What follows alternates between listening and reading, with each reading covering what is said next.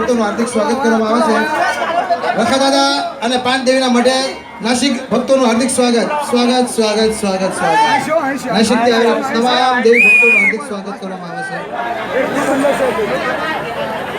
જય માતાજી. એટલે મુરુંડા તમે હતા જ દેખાણા નહીં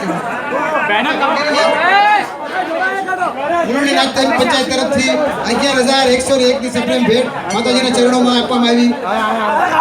અને દરેક જે આવી ગયા હોય એ બધા માતાજીના દેવી ડાયરામાં હાજર થાય.